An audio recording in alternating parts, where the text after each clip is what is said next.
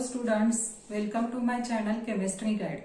In today's lecture, we are going to study the points that is concept of maximum work, expression for maximum work and problems based on maximum work.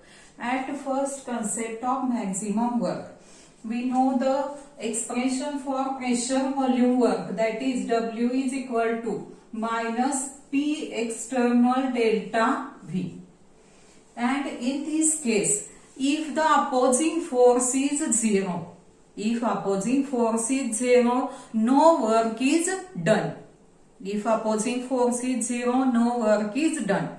And if the opposing force increases more and more work is done by the system. And therefore, if the opposing force is maximum, system performs maximum work. And in this expression, if the pressure of the gas differs by small amount delta P, from the external pressure, that is if P minus P external is equal to delta P. Therefore, P external is equal to, external pressure is equal to काय होणार P minus delta P. आणि P external च्या ऐवजी P minus delta P जर put केलं तर काय होणार expression W is equal to minus P minus delta P into delta V. आणि ह्या एक्सप्रेशन वरून आपल्याला असं दिसून येतं की maximum work is maximum when delta P is smaller. Work is maximum when the value of delta P is smaller. And delta P ची value smaller असण्यासाठी therefore opposing force must be infinitesimally smaller than driving force. Opposing force must be infinitesimally smaller than driving force, and this required condition is satisfied only in the reversible process. आणि असा opposing force driving force पेक्षा infinitesimally small असण्यासाठी process कशी carried out करायला पाहिजे रिव्हर्सिबली. and thus the maximum work is obtained only in the reversible process. Maximum work is obtained only in the reversible process. This is about the concept of maximum work. त्यानंतर आपण काय बघायचं expression for maximum work. यावर question कसा विचारला जातो derive and expression for maximum work किंवा derive and expression for work done during isothermal reversible expansion of gas. आणि हे अतिशय महत्वाचे एक्सप्रेशन आहे. बघा या एक्सप्रेशन मध्ये आपण काय कन्सिडर करायचं आहे तर consider A gas enclosed in a cylinder. Consider n moles of an ideal gas. Consider n moles of an ideal gas enclosed in a cylinder and it is fitted with frictionless movable rigid piston. त्यानंतर let the gas expands isothermally and reversibly from initial volume V1 to V2. गॅसचं expansion झालेलं आहे V1 to V2 पर्यंत आयसोथर्मली आणि reversibly. पण हे expansion this expansion of a gas from V1 to V2 takes place in the infinite number of step. हे जे expansion झालेलं आहे हे नंबर ऑफ स्टेप मध्ये एक्सपान्शन झालेलं आहे, सिंगल स्टेप मध्ये झालेलं नाही. And in each step the external pressure is infinitesimally smaller than pressure of a gas by removal of the mass on the piston. जे पिस्टनवर मास आहे ते हळूहळू कमी करून गॅसचं एक्सटर्नल प्रेशर काय केलेलं आहे प्रत्येक स्टेप मध्ये गॅसच्या प्रेशर पेक्षा स्मॉल करत गेल्यामुळं काय होणार गॅस एक्सपांड्स स्लोली. गॅसचं हळूहळू एक्सपान्शन होणार. In each step gas expands by the small volume DV. प्रत्येक स्टेप मध्ये स्मॉल व्हॉल्यूम गॅसचं एक्सपान्शन स्मॉल व्हॉल्यूम डीव्ही न झालेलं आहे. आणि ही जी प्रोसेस आहे this process is repeated in number of steps by lowering the external pressure. हळूहळू एक्सटर्नल मास रिमूव्ह करून एक्सटर्नल प्रेशर कमी करून हळूहळू ही प्रोसेस काय करायची, रिपीटेड नंबर ऑफ स्टेप मध्ये रिपीट करायची. कुठपर्यंत रिपीट करायची, till the final volume V2 is reached. Final volume V2 मिळेल तोपर्यंत ही प्रोसेस रिपीट जर केली. आता या प्रोसेसमध्ये in each single step the volume of a gas is increased bye the small amount dV. प्रत्येक स्टेप मध्ये गॅसचं व्हॉल्यूम dV या अमाऊंटनं इन्क्रीज झालेलं आहे. And therefore small amount of work done by the gas in single step. In each single step the small amount of work done by the gas is given as dW is equal to minus P external dV minus P external dV. Small amount of work done चे expression कसं आहे ना, dW is equal to minus P external dV. आता यामध्ये the pressure of a gas differs from the external pressure by the small amount dP. बघा external pressure आणि गॅसचं pressure, गॅसचं जे प्रेशर आहे ते एक्सटर्नल प्रेशर पेक्षा स्मॉल अमाऊंट dP न जास्त आहे आणि त्यामुळे आपल्याला काय लिहिता येईल, therefore P minus dP P minus P external is equal to dP. P minus P external is equal to dP. Pressure of a gas is differs from external pressure by the small amount dP. And therefore P external is equal to काय होणार, P minus dP. आणि त्यामुळे ह्या equation मध्ये दिस is equation number 1 जर आपण consider केलं, equation number 1 मध्ये P एक्सटर्नल च्या ऐवजी P मायनस dP जर पुट केलं तर इक्वेशन 1 कसं होणार, dW is equal to minus P minus dP into dV. जर हे सॉल्व्ह केलं तर काय होणार, dW is equal to minus P dV plus dP dV. आणि dP dV या दोन्ही व्हॅल्यू स्मॉल आहेत त्यामुळे their product is still smaller and therefore it is neglected. dP neglecting dP dV, तर इक्वेशन कसं होणार, dW is equal to minus P dV and this is equation number 2.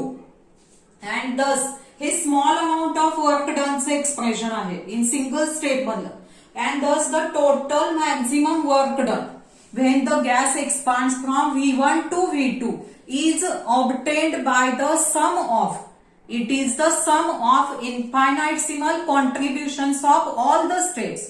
सगळ्या step मध्ये होणारा जे स्मॉल अमाऊंट ऑफ वर्क आहे त्याची जर सम केली तर आपल्याला काय मिळेल, work done maximum work when expansion takes place from V1 to V2 मिळेल.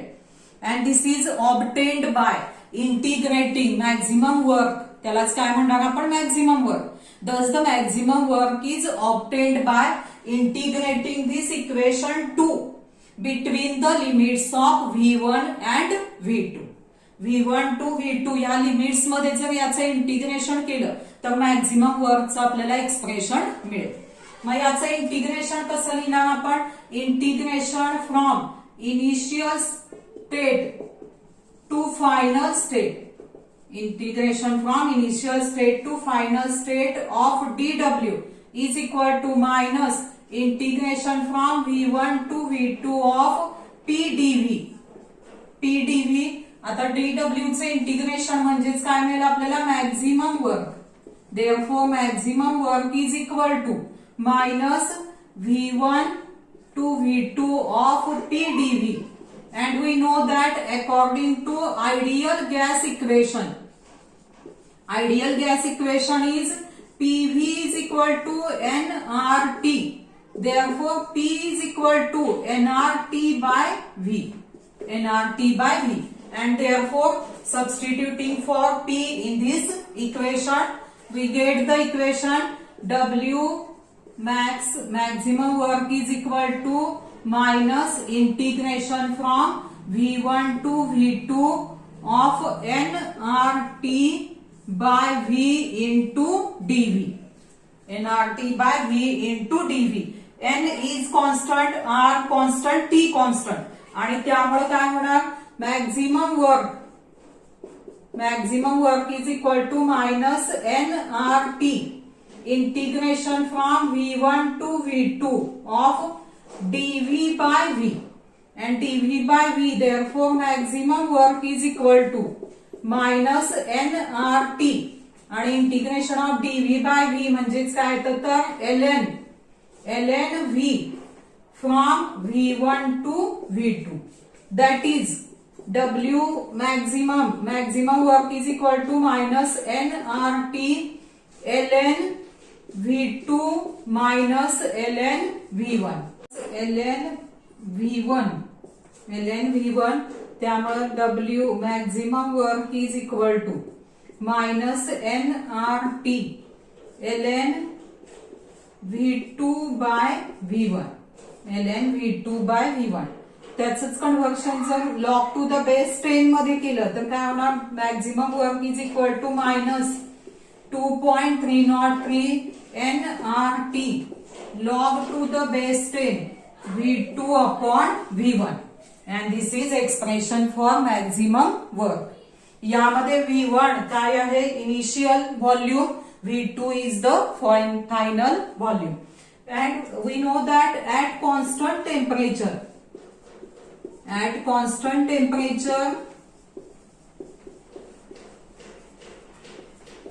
P1 V1 is equal to P2 V2 and therefore V2 by V1 is equal to P1 upon P2.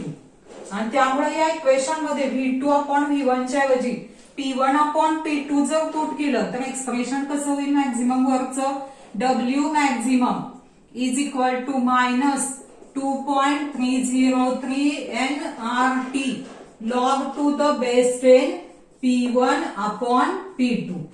यामध्ये P1 is the initial pressure, P2 is the final pressure. This is the expression for maximum work. त्यानंतर आपण maximum वर्कचे problem solve करायचे. The first problem is 2 moles of an ideal gas expanded isothermally and reversibly from 20 liter to 30 liter at 300 Kelvin. Calculate the work done. आणि R ची value दिलेली आहे 8.314 joule per kelvin per मोल. आता दिलेल्या कोणत्या values आहेत तर volume initial V1 20 litre, V2 30 litre, temperature 300 degree kelvin आणि नंबर ऑफ मोल्स 2 मोल्स. बघा आता if n is equal to, in this case n is equal to 2 moles, n is equal to 2 moles, V1 is equal to 20 liter, V2 is equal to 30 liter, T value of T is 300 Kelvin आणि W maximum work calculate करायचे. बघा expression कसं लिहिणार आपण, W maximum is equal to minus 2.303 nRT log to the base 10 V2 by V1. Putting the values minus 2.303 into 2 into 8.314 into 300 log to the base 10 value of V2 30 value of V1 20. 30 by 20 जर केलं तर किती होणार, log to the base 10 1.5 आणि 1.5 च्या log न multiply जर केलं 8.314 इंटू 300 1.5 चा लॉग 0.1761 आणि हे मल्टिप्लिकेशन केलं तर आन्सर किती मिळतं 2023 जूल. हीच व्हॅल्यू किलो जूल मध्ये किती होणार, मायनस 2.023 किलो जूल. मध्ये आता सेकंड प्रॉब्लेम काय आहे बघा, 22 gram of CO2 are compressed isothermally and reversibly at 298 Kelvin from initial pressure of 100 kilopascal when the work obtained is 1.2 kJ.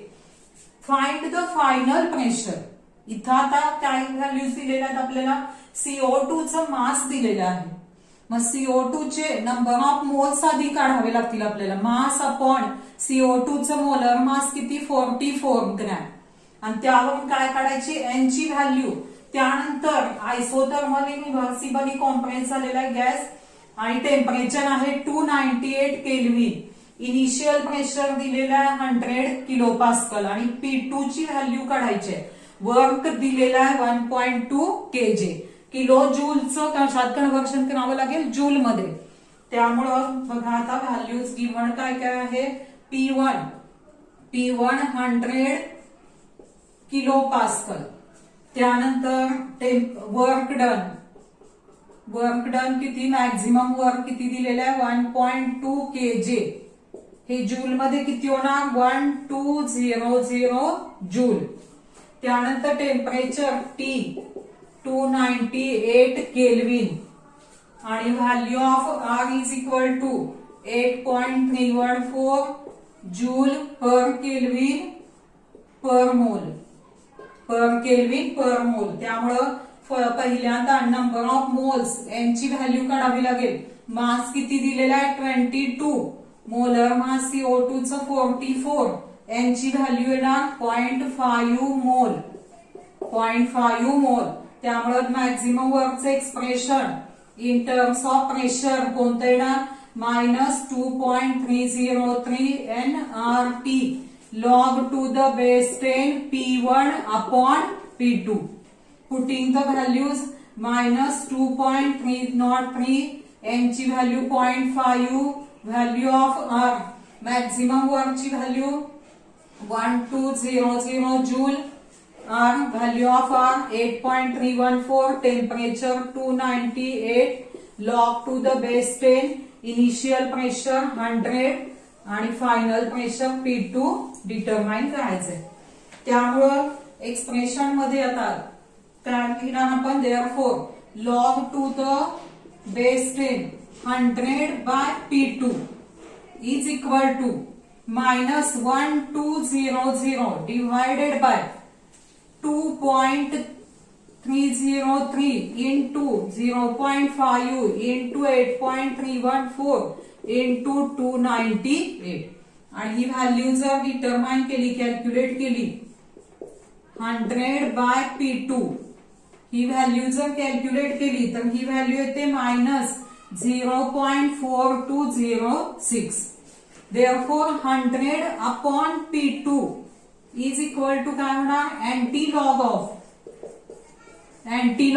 -0.4206 आणि याचा अँटीलॉग येतो 0.3797 and therefore P2 is equal to 100 upon 0.3797 आणि ही value येते 263.4 unit येणार kilo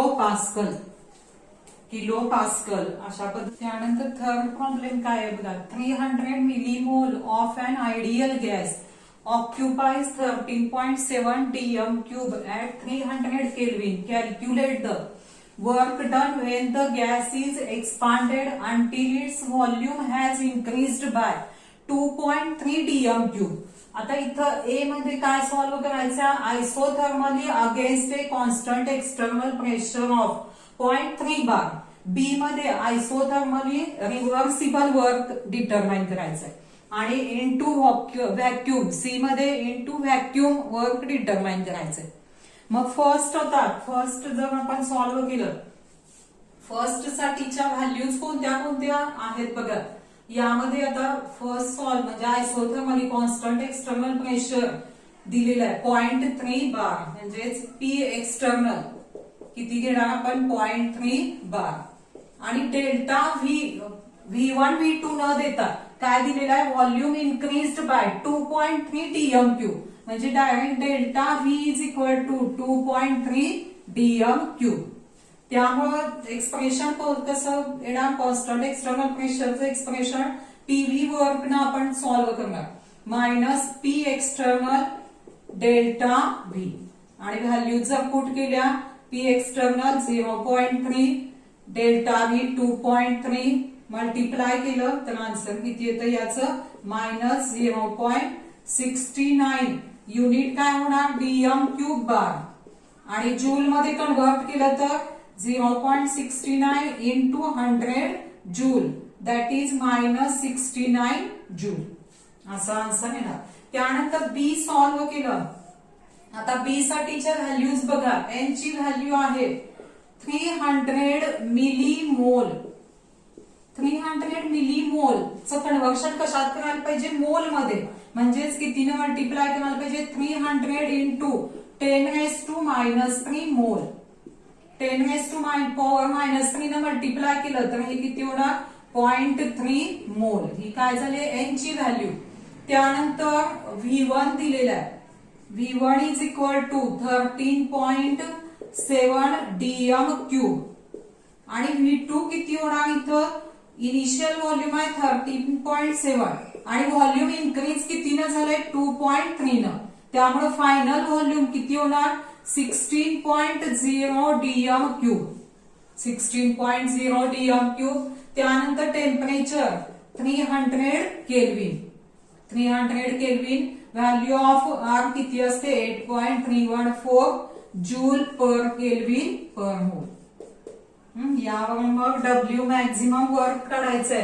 काय calculate करायचंय, work done during isothermal reversible expansion, म्हणजेच maximum work. Therefore, maximum work is equal to minus 2.303 nRT log to the base 10 V2 by V1.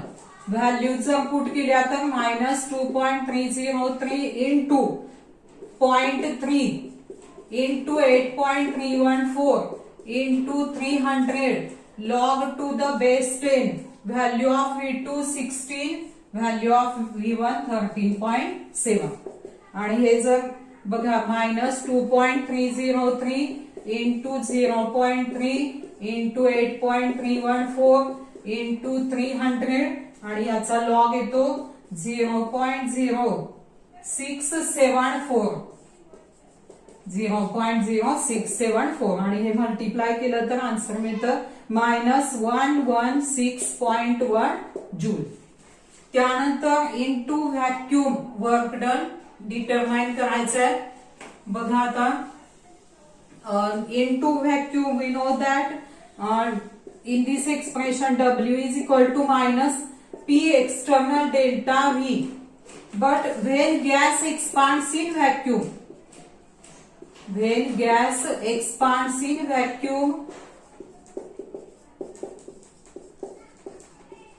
P external is equal to 0 and therefore W is equal to 0. अशा पद्धतीनं 3 problem आपण यामध्ये एकाच problem मध्ये solve केलेले आहेत. आयसोथर्मली ज्यावेळी work done external प्रेशरच्या अगेन्स्ट होतं ती व्हॅल्यू काढलेली आहे, मॅक्झिमम वर्क आणि work done in vacuum determine केलेली आहे.